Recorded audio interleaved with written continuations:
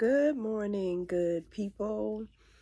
I just came to talk about the topic of transparency, where it relates to reborning.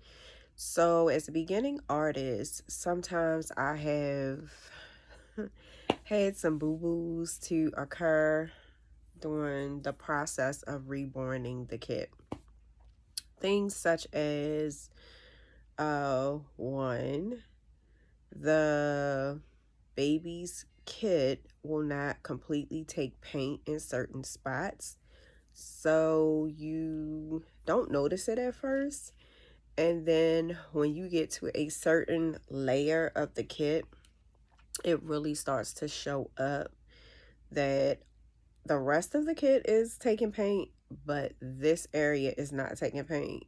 And sometimes you've gone so far that you don't realize it until it almost looks like a burn mark. So then you have to figure out your skills as an artist and try to make it look more like a birthmark. I've had to do that, I think, 2 or 3 times since I've been buying kits. But I think I've kind of figured out how not to end up like that anymore, and that is to do a better job washing the kit, and then to make sure that I am heavily varnishing areas at the beginning of the stage before you ever put the skin layer on, that I am varnishing very well. The second thing that has happened to me, and oh, it is just so frustrating that you get through the entire process of making this baby, and then you put the hair in and you go to wet style and cut the hair, and there is dye transfer from the hair to like the where the hair stops and the face starts. There's dye transfer. So I don't like those things. However, with air dry paint, there's no way to completely like fix those type of errors without unless you just have really good skills in terms of knowing how to blend colors and lessen a color and bring another color more to the forefront of the baby. Most of the time you end up starting from scratch, stripping the kit and starting over. So I have had a oh yeah, and then this one time when I tried to root eyebrows and it didn't go so well, I did call the client and let the client know, hey, your eyebrows look like too thick and I'm going to do my best to fix it.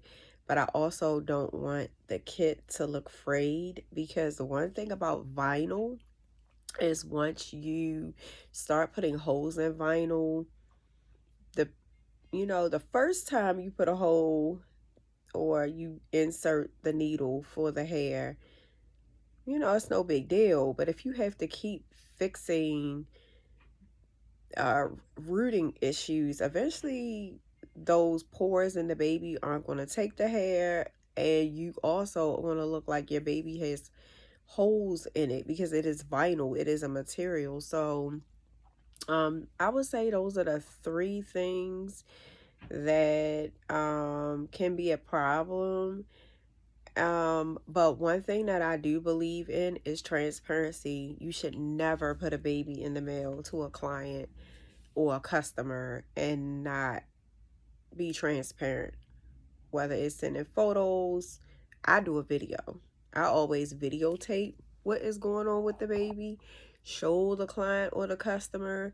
If it's a paying customer, I would say if the customer is okay with the baby and they still want the baby and they still see value in the artwork that you have produced, then you take, this is just my opinion, I'm not telling people what to do, but my opinion is you give them a discount, you offer to help the situation, because the client wasn't, or the customer wasn't looking forward to that.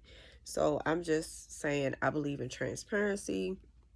I don't think you should ever put a baby in the mail and not be transparent. And I don't think a conversation and just telling them is good enough. I think you need to show them, they need to see it. You need to know if they want it.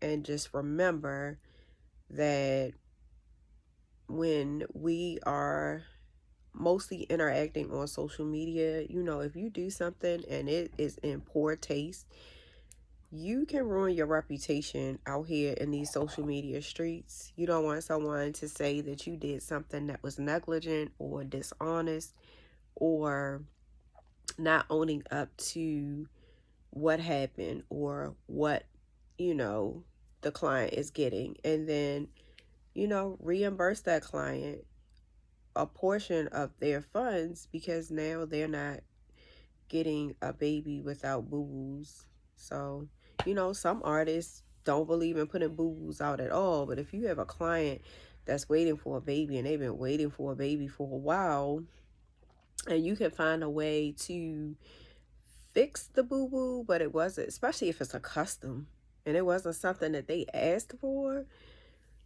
you got to find a way to come to some type of agreement with the customer or the client that is agreeable for everyone. So that's just my opinion as somebody who is a beginner, who is trying to uh, journey into reborning.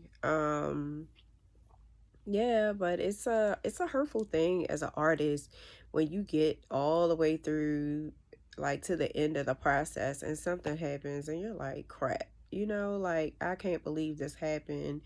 This baby is perfect with the exception of this one thing that happened. And you put in weeks, hours, time,